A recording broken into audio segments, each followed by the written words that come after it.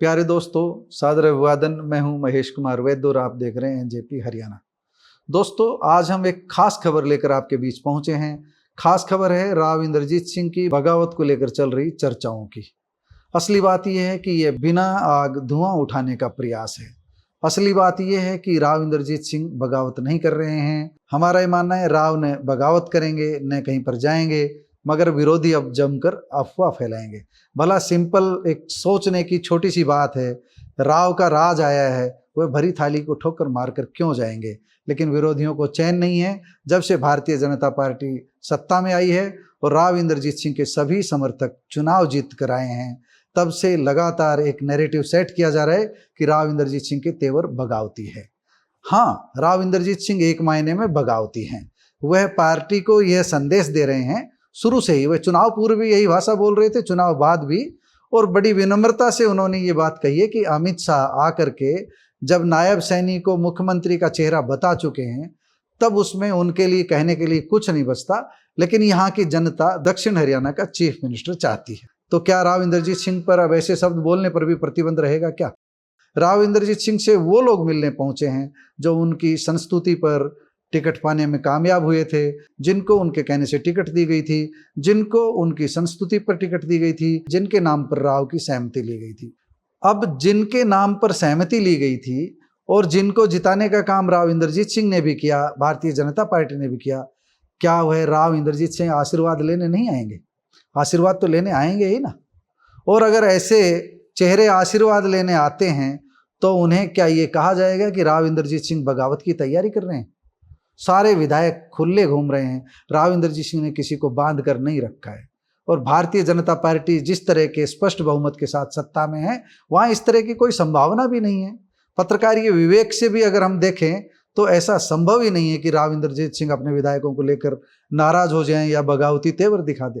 राव इंद्रजीत सिंह एक वरिष्ठ नेता के नाते केवल भारतीय जनता पार्टी के सामने एक संदेश दे रहे हैं कि अहिरवाल की 11 विधानसभा सीटों में से 10 विधायक जीत करके भारतीय जनता पार्टी को ताकत देने का काम कर रहे हैं।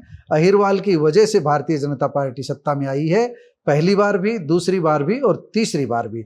इसलिए भारतीय जनता पार्टी को अब अहिरवाल की चिंता करनी चाहिए, यहाँ के मान सम्मान की चिंता करनी चाहिए। लेकिन उनके मान सम्मान को केवल चीफ मिनिस्टर की कुर्सी से नहीं जोड़कर देखा जाना चाहिए। बहुत कुछ है। राव इंद्रजीत सिंह अच्छी तरह जानते हैं कि अब चीफ मिनिस्टर की कुर्सी मिलने वाली नहीं है। हाँ, राव इंद्रजीत सिंह बता रहे हैं कि ये हक बनता है दक्षिण हरियाणा का। दक्षिण हरियाणा की जनता चीफ मिनिस्टर की कुर्सी चाहती है। भारतीय जनता पार्टी अगर ये कुर्सी देगी तो बहुत अच्छी बात है, राव इंद्रजीत सिंह चीफ मिनिस्टर बन जाएंगे। लेकिन राव इंद्रजीत सिंह बगावत दिखा करके चीफ मिनिस्टर बन जाएंगे, ऐसी संभावना दूर दूर तक नहीं है। जब हम राव इंद्रजीत सिंह के बारे में ऐसी बात कहते हैं तब कुछ लोग हमारी आलोचना करते हैं, और हमारी आलोचना इस बात पर केंद्रित रहती है कि हम राव इंद्रजीत सिंह का पक्ष ले रहे हैं। दोस्तों, हम निष्पक्षता से अपनी पत्रकारिता कर रहे हैं। हम आपको एक बार इस गणित को समझाते हैं कि गणित क्या है। दोस्तों, राव इंद्रजीत सिंह की मुट्ठी में 10% वोट हम मान लेते हैं। अहिरवाल की 11 विधानसभा सीटें और इससे सटी 4 विधानसभा सीटों को मिलाकर हम कुल 15 विधानसभा सीटों का गणित देखें तो हम ये मान सकते हैं कि 3% से लेकर 20% तक वोट राव इंद्रजीत सिंह के पास है। किसी विधानसभा क्षेत्र में 3% और किसी में 20%। ये ऐसे वोट हैं जो कभी भी बदल नहीं सकते, जो राव के प्रति पूरी तरह निष्ठा रखते हैं। हम इन वोटों को 10% औसत मान लेते हैं। 90% वोट उनकी मुट्ठी में नहीं है। इसलिए मैं इस मुगालते में नहीं हूं कि राव अकेले दम पर अहिरवाल की सत्ता संभाल सकते हैं, अहिरवाल की सीटों पर विजयश्री हासिल कर सकते हैं। राव इंद्रजीत सिंह को भी जीत के लिए 51% चाहिए, वो उनके पास नहीं है। राव इंद्रजीत सिंह के पास कितना है उनकी दुकान में सामान? 10%। भारतीय जनता पार्टी की दुकान में सामान कितना है? 25%। जब 25 और 10 मिलता है तो कितना होता है? 35%। और जब ये 35% मिलता है तो इसमें 5 से 7% हवा का वोट जुड़ जाता है। दोनों के मिलने से हवा बनती है, माहौल बनता है।